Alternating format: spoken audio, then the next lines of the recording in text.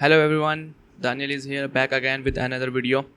इस वीडियो के अंदर हम एंड्रॉयड एसक्यूएलआइट सीखेंगे। बेसिकली ये पूरी एक प्ले लिस्ट होगी एंड्रॉयड की, जिसके अंदर हम एसक्यूएलआइट से डेटाबेस बनाना, क्रिएट करना, इंसर्ट, अपडेट, डिलीट और सर्च वगैरह करना सीखेंगे। तो ये पूरी प्ले लिस्ट मैं अपलोड करूँगा, तो आप मेरा चैनल सब्सक्राइब कर लें अगर आपको एंड्रॉयड एसक्यूएलआइट सीखनी है और इससे प्रोग्रामिंग के रिलेटेड और भी कोई चीज़ सीखनी है। तो हम स्टार्ट करते हैं। अच्छा, एक बात और, अगर आपको दो चीज़ों की ज़रूरत पड़ेगी यहाँ पे, एक एंड्रॉयड स्टूडियो की और एक माई एसक्यूएल डेटाबेस की। ये दोनों चीज़ों का लिंक जो है मैं डिस्क्रिप्शन में डाल दूँगा। और अगर इसको इंस्टॉल करना आपको नहीं आता तो आप मुझे कमेंट में बता देना, ताकि मैं एक वीडियो बना दूँ। तो स्टार्ट करते हैं एक नया प्रोजेक्ट एंड्रॉयड स्टूडियो का। यहाँ पे हम नाम दे देते हैं एसक्यूएलआइट यूट्यूब, पूरा लिख देते हैं यूट्यूब। एसक्यूएलआइट ट्रेनिंग कर देते हैं। ओके करा, lollipop 5.0 next, empty activity next, और एक्टिविटी का नाम मेन एक्टिविटी। ओके, अब ये थोड़ी सी लोडिंग करेगा और उसके बाद स्टार्ट हो जाएगा, आई होप। तो हमारे पास यहाँ पे बिल्कुल एक ब्रांड न्यू प्रोजेक्ट स्टार्ट हो चुका है। इसके अंदर कुछ भी नहीं है, आप देख सकते हैं, बिल्कुल एम्प्टी है। इसको क्या हो गया, सही हो जा, खैर इसको छोड़ते हैं। यहाँ पे जावा की क्लास के अंदर बिल्कुल एम्प्टी है और इसके यहाँ पे टैक्स जो है वो भी खाली है। सही है, तो हम स्टार्ट करते हैं। सबसे पहले हमें डेटाबेस क्रिएट करना है एसक्यूएलआइट के लिए। उसके लिए हमें सबसे पहले जो क्रिएट करना पड़ेगी वो एक जावा क्लास क्रिएट करना पड़ेगी, ताकि हम अपना एसक्यूएलआइट डेटाबेस जो है बना सकें। जावा क्लास, इसका नाम रख देते हैं हम DB हेल्पर। सही है, हमारे पास एक ये जावा क्लास आई है। ये याद रखना, ये एक्टिविटी नहीं है, ये सिर्फ जावा क्लास है। मैं यहाँ पे इसको एक्सटेंड करूँगा डेटाबेस ओपन हेल्पर से। Database open helper, SQLite open helper, SQLite open helper. जब हम इसको एक्सटेंड्स करेंगे तो हमें ये दो मेथड ऑन क्रिएट और ऑन अपग्रेड के बनाने को देगा, वो बनाएंगे। इसके बाद एक कंस्ट्रक्टर का बोलेगा और यहाँ पे कंस्ट्रक्टर बन गया और एरर गायब। तो यहाँ पे हम सबसे पहले है पब्लिक स्टैटिक डेटाबेस का नाम, public static string database name equal to, अब डेटाबेस का नाम हम दे देते हैं student.db और यहाँ पे public static string table name दे देते हैं स्टूडेंट। सही है, और इसके बाद हम कुछ फील्ड्स बना देते हैं। पब्लिक स्टैटिक स्ट्रिंग नेम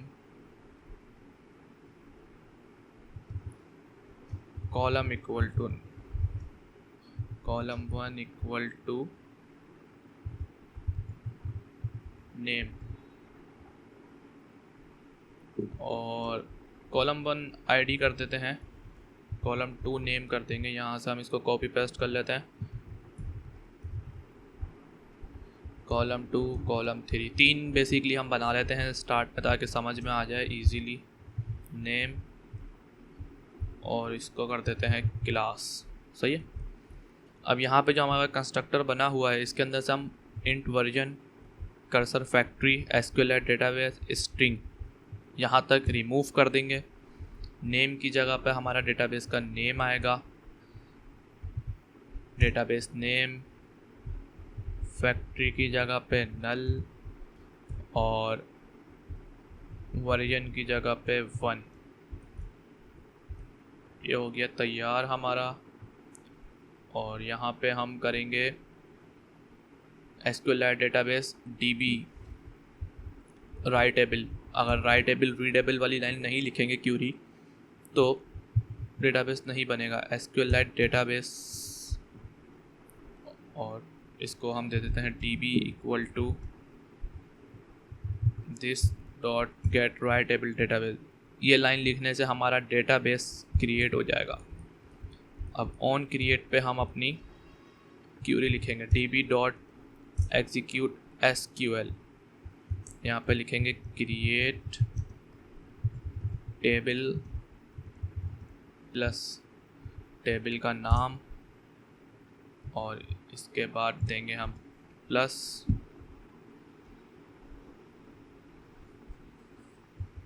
के आगे ब्रैकेट डाला, यहाँ पे हम देंगे ID इंटीजर प्राइमरी की ऑटो इंक्रीमेंट, इसके बाद नेम टेक्स्ट। बेसिकली हम ये क्यूरी लिख रहे हैं जो हम डेटाबेस में लिखते हैं, यहाँ पे मैं कैपिटल करके लिख रहा हूँ ताकि आसानी से समझ में आ जाए, और क्लास टेक्स्ट, और ये यहाँ पे क्लोज हो गया। ये तो हमारी हो गई क्रिएट की। और अब क्रिएट के अंदर हम लिखेंगे, अगर क्योंकि जब भी ये ऑन क्रिएट पे हमने SQLite क्रिएट टेबल की क्यूरी लिखी है तो ये ऑन क्रिएट पे हमेशा टेबल बनता रहेगा। अगर हम अपग्रेड में इसको बताएंगे नहीं कि अगर टेबल एग्जिस्ट करता है तो ड्रॉप कर दे, ड्रॉप टेबल इफ़ एग्जिस्ट। इसके बाद यहाँ पे हम दे देंगे डेटाबेस का नेम ताकि इसको पता चल जाए, डेटाबेस का नेम और db डॉट क्लोज। तो हमारे पास ये डेटाबेस की क्यूरी तैयार है, क्रिएट की भी और अपग्रेड की भी, और यहाँ पे हमारा डेटाबेस क्रिएट हो रहा है। मेन में जाके हम यहाँ पे इंस्टेंस बनाएंगे अपनी इस क्लास का, db helper equal to mydb, और इसको इनिशियलाइज कराएंगे mydb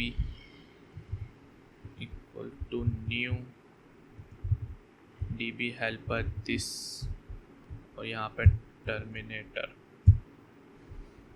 तो आई होप कि ये डेटाबेस क्रिएट हो चुका होगा। हम चेक कर लेते हैं, किस तरह से चेक करते हैं वो हमारे पास डेटाबेस SQL का ये सॉफ्टवेयर है, डेटाबेस ब्राउज़र फॉर SQLite। इसका मैं लिंक डिस्क्रिप्शन में दे दूंगा, आप लोग डाउनलोड कर लिएगा। और इसको मैं रन करता हूँ AVD पे। अच्छा, अगर आप अपनी वर्चुअल डिवाइस मतलब फ़िज़िकल डिवाइस कोई भी कनेक्ट करेंगे तो आप उसके अंदर जाके जो है वो नहीं देख सकते। डेटाबेस क्रिएट तो हो जाएगा लेकिन किस तरह से क्रिएट हुआ, क्योंकि वो जब तक आपका फ़ोन रूट नहीं होगा तो हम उसके अंदर नहीं देख सकते। और इम्यूलेटर में याद रखें, अगर आपके पास API 24 पे नहीं चल रहा तो आप API 22 पे चलाइएगा, क्योंकि एंड्रॉयड 2.3 के अंदर ये प्रॉब्लम है। API 22 पे ये शो कराता है, क्योंकि उसके अपर वर्जन जो है उसके अंदर ये शो नहीं कराता कि डेटाबेस कहाँ पे क्रिएट हुआ और किस तरह से उसका स्ट्रक्चर है, प्राइवेसी इशू की वजह से। तो आप API 22 पे ही रन करें तो ज़्यादा सही रहेगा। तो हमारे पास बेसिकली ये ऐप रनिंग हो चुकी है, क्योंकि हमने XML में कोई चीज़ बिल्कुल नहीं दी थी। बाय डिफ़ॉल्ट हेलो वर्ल्ड लिखा हुआ आ रहा है, हमने सिर्फ डेटाबेस क्रिएट किया है। अब डेटाबेस चेक किस तरह से करेंगे, यहाँ पे जाएंगे टूल्स में, एंड्रॉयड में, और एंड्रॉयड डिवाइस मॉनिटर पे क्लिक कर दें। यहाँ पे ये सेशन क्लोज़ करने का बोलेगा, इसको यस कर दें। यहाँ पे ये 1 मिनट तकरीबन लेगा, डिपेंड करता है PC पे आपके। यहाँ पे हमारे पास एंड्रॉयड मॉनिटर ऑन हो गया। नेक्सस के लिए नेक्सस 6 API 22 जो है वो ऑनलाइन शो कर रहा है। आपने यहाँ पे फाइल एक्सप्लोरर पे क्लिक करना है, यहाँ पे डेटा आ रहा होगा, इस डेटा के अंदर जाना है। अच्छा, जो आप API 24 पे चलाएंगे, जब आप इस डेटा में जाएंगे ना तो शायद ये डेटा ना आए, तो इस वजह से आपको API 22 पे चलाना पड़ेगा। इसके अंदर एक और डेटा है, डेटा में गए, सबसे नीचे आ जाए। यहाँ पे नीचे से आप स्टार्ट करेंगे तो यहाँ पे हमारा प्रोजेक्ट नेम जो है SQLite ट्रेनिंग बनाया था हमने। हाँ, SQLite ट्रेनिंग में जाएंगे, डेटाबेसिस में जाएंगे। अब हमारा यहाँ पे डेटाबेस क्रिएट हो चुका है। student.db जो है, इसको ये पुल अ फाइल फ्रॉम डिवाइस लिखा हुआ है, यहाँ से पुल कर लेंगे और डेस्कटॉप पे मैं इसको सेव कर दूँगा। अब हम अपना ये खोलेंगे SQLite browser, DB browser for SQLite। यहाँ पे ओपन करेंगे, यहाँ जाएंगे, student.db आ रहा है, क्लिक किया तो हमारे पास ये सारा आ गया। अब यहाँ पे हम स्टूडेंट टेबल देख लेते हैं। आईडी इंटीजर ऑटो इंक्रीमेंट दी थी हमने, और प्राइमरी की दी थी, तो यहाँ पे प्राइमरी की का सिंबल बना हुआ आ रहा है, नेम क्लास। यहाँ पे अगर हम इसके अंदर देखें कि हमारे पास क्या है, इसके अंदर सेलेक्ट स्टैटिक फ्रॉम